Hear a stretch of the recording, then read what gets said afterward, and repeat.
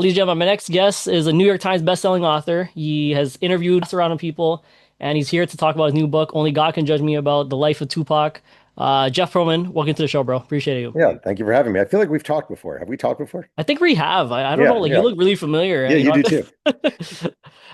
So let's get right into it, man. Just like for those who haven't read the book, can you give us like a quick snapshot of what the book could be about? It is the what I hope is considered the definitive biography of Tupac Shakur from birth to death. I interviewed 652 people for this book. I traveled everywhere he traveled. I knocked on all the doors of the places he lived. I sat down with his sister. I sat down with the EMT who was first got to him when he was shot at Quad Studios. I tracked down his high school girlfriend who happened to find 150 letters that Tupac wrote her in high school Crazy. on her bed. I tracked down the baby who's thrown down the trash heap, and Brenda's got a baby, reunited him with his mother who threw him down the trash heap. Um, I found when he was kicked out of his apartment in Marin City by his mom, who was addicted to crack. I found the people he lived with. Um, I dove deep into when he was touring with Public Enemy. There's a guy with Heavy D and the Boys named Yeah. Trouble T. Roy who fell backstage and died. I learned all the ways Tupac was involved in that and suffered the tragedy of losing his closest friend. It was just a deep. I went to Marin City and sat down with the crack dealers of Marin City, interviewed the old crack dealers, people who took him under his wing. It was just a deep, deep, deep, deep, immersive, all Tupac all the time dive into this fascinating life. Oh man, I'm so excited to read this. Like for once, I think like just the amount of time and effort that you put into it is so engaging that I can tell that like there's gonna be so much knowledge that's gonna be presented on when we're hearing this story. You are a Tupac fan, I can tell, because you're wearing a Oh, Tupac shirt. Tupac shirt. You know, I got my nose pierced and stuff when I was like Oh, very nice. 13, so Mhm. way back, man. So you're known for obviously like humanizing your subjects. In this book, you're working with someone who obviously has a complicated past. Was it hard to earn the trust or access for the story?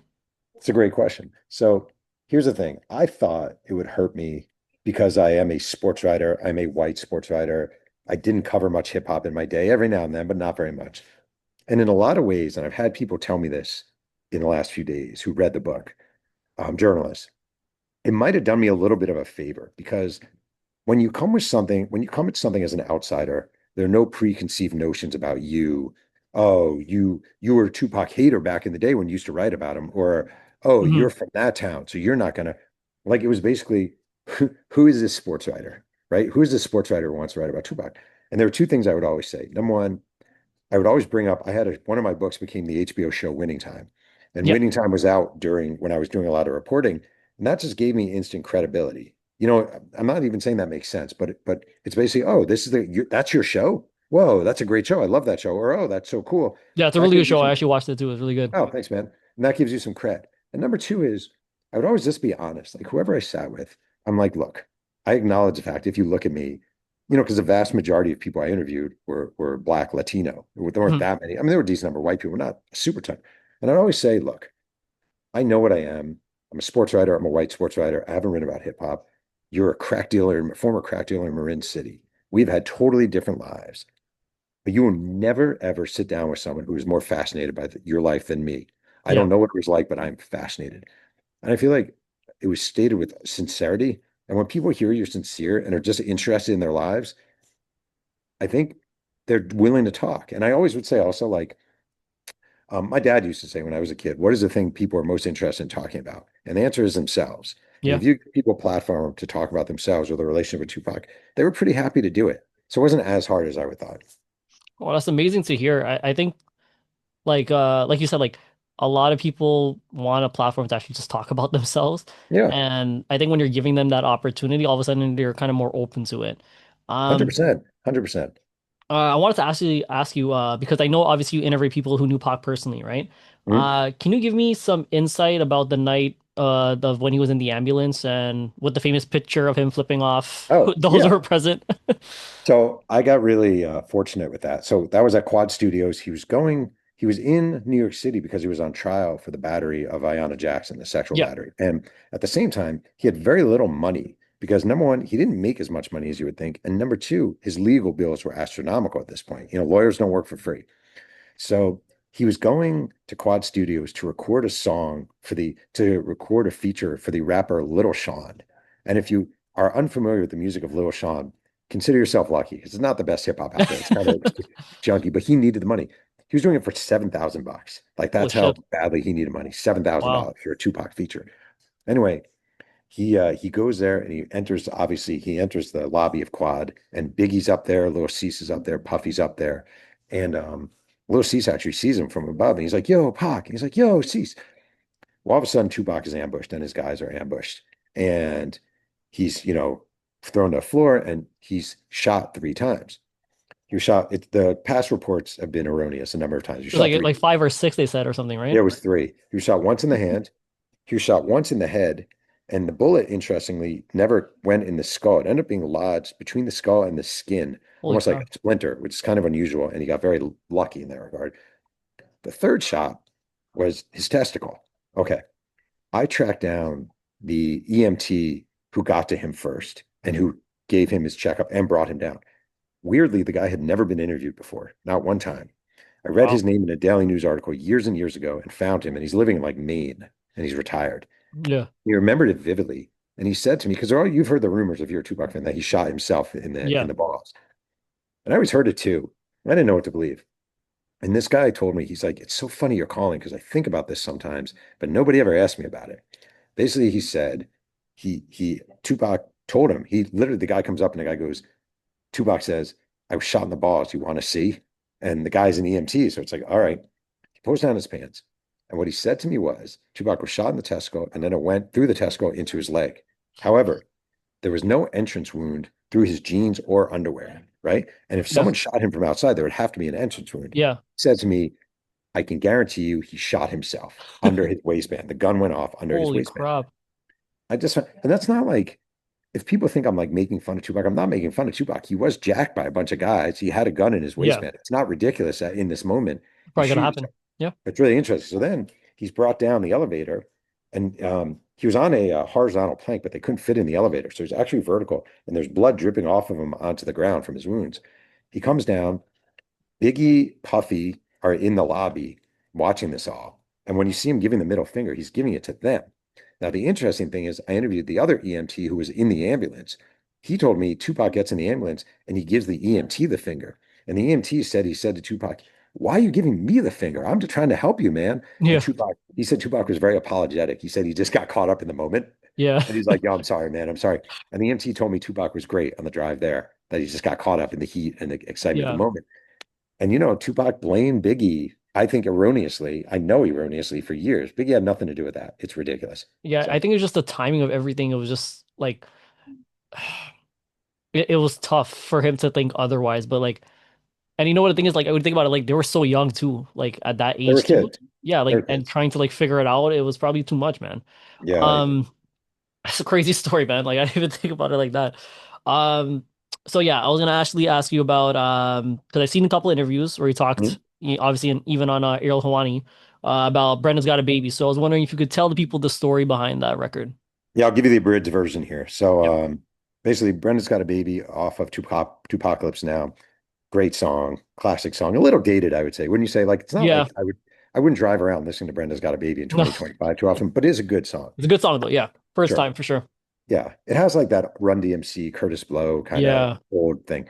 But Tupac is filming Juice. He's in New York City. He reads a New York Daily News article about a 12-year-old girl who was raped by a cousin, delivered the baby, threw the baby down the trash heap. Baby was found by a worker in the building, brought to the hospital. Tupac reads this article and he's like, whoa, whoa, whoa. And he tells Omar Epps, his co-star, I got to go in my trailer and write. And he writes this song, Brenda's Got a Baby. Brenda's got a baby, but Brenda's barely got a brain. A damn shame. The girl can hardly spell her Spell the name. name. He's inspired by this song, by this article. Well, I'm fascinated by the song and by the origins of it. And I saw an Omar Epps interview on a video on a YouTube about Tupac reading the article. And I tracked down the article. And I work with a genealogist named Michelle Sully, who's amazing. And I said, it'd be awesome if we could find this baby. She gave me a number a few days later. Long story short, this guy lived in Las Vegas. I reached out to him. He's like, yeah, that is me. I went to see him in Vegas. We went to a Starbucks and he told me how he was adopted after that happened. His parents moved to Las Vegas. Somewhat recently, both his parents died. He did an ancestry.com search, and all these ties came back to the Noble Drew Ali public housing unit in Brooklyn. he reaches out to the relatives. They're like, holy cow, we've been looking for you forever. Do you like Tupac? He's like, yeah, I love Tupac. They're like, we think you're the baby and Brenda's got a baby. His mind is blown. He's telling me this story. I go back to Michelle because he hasn't seen the mother since he was a wee. Yeah. I go back to Michelle. I'm like, it'd be amazing if we could find the mother. One day, Michelle thinks she has a number. She calls this woman and she says, basically, I'm working with Jeff Pearlman, this author. We're doing a book about Tupac. By any chance, did you have a baby when you were 12 years old? And this woman starts screaming and crying, saying, oh my God, do you know where my baby is? Do you know where my baby is? And sh Michelle says, yeah. And this woman says, well, I need to get home to Newark, New Jersey. I'm away. I'm going to a Red Hot Chili Peppers concert. Totally random. Michelle says, where's the concert? And the woman says, Las Vegas. And Wow. she's like, your son is in Las Vegas. And they meet that night. Holy crap. Yeah, it's a Like good one. that's so crazy. Yeah. And wow, isn't that like you probably like just telling back that story too? You're probably like, there's no way that this would actually happen. Like it's so crazy how the things just work in this world. Yeah. And I will say also, it speaks to the value of a really good genealogist. Like people use ancestry.com, but there are people out there like Michelle Sully who are absolute masters, Jedi masters of finding people. And it's the best find of my journalism career. Yeah, because you guys reconnected a whole family basically, Yeah. and that's such an amazing thing to, and who would have thought just, all because of journalism and stuff, and that's just amazing, bro. That's an amazing story. Yeah. Wow. Thank you, man. I appreciate that. Um, when you look back at Pac's life after all the research you've done, do you think all the criticism was deserving? I mean, not all of it. I think some of it certainly was. I think his death was, it's funny. I entered this book thinking his death was really stupid, right? Yeah, Like unnecessarily stupid. And I actually, so many of my opinions on Tupac changed during the course of this book, but that one did not. Like, yeah, this is a son of a Black Panther. This is a guy who devoted so much of his life thinking, outlook to helping Black people, men and women, raise up, helping them fight authority when authority is stomping down, expounding on many of the things he learned from his mother, a Black Panther. yeah, And he dies in the dumbest freaking way possible, punching another Black man because of gang affiliation yeah. in the lobby of a casino after a stupid Mike Tyson fight. Like One of the worst fights ever. what Bruce Seldon taking a dive in the Mike Tyson fight. It was so unnecessary. And it makes me angry. I swear to God, I'm not just saying this. It Yeah, still pisses me off because like the one thing working on a Tupac book that you get is how much of a genius he was. Like beautiful writer, deep, deep heart, wanted to help people, was the betterment of people really mattered to him. And to die in that stupid flash of a moment. And there was a guy named Mob James who was a death row affiliate. yeah. And he was there and he said to me, he's like, it's just, he said, shouldn't I sold him a bag of goods? Like Hmm. death row and death row till you die and blah, blah, blah. He sold him this life and this image, and Tupac bought it just enough that it ended up killing him. And it's a shame. It's a shame, man. And that's another thing. I feel like with the more popular that he got and obviously becoming a leader, Mhm. he really bought into that life because he was like, well, this is who I am now. Like, like I have to represent for my people. But obviously, it, it's a shame, man. It's a shame. I think he wanted to get away from it at the same time he embraced it, if that makes sense. Yeah. Like, I think he was inching away from death row. Suge Knight did some really messed up, weird, like weird, making people kneel naked and drink jars of urine weird. Oh And shit. I think Tupac was like, at some point, was like, this is a little too much for me. And at Yeah. the same time, he felt indebted to a man he had credited for bailing him out and sort of engulfed by this lifestyle that came to define him. And also, it didn't help. It didn't help his escape plan that All Eyes on Me is number one, a great album, and number two was a huge album and a Huge. double album. So Yeah. yeah. What do you think that like what do you hope for readers to walk away with thinking and feeling after they close this book? I mean, I feel sad. I felt very sad when I was done with it. I feel Yeah. sad about Tupac's life.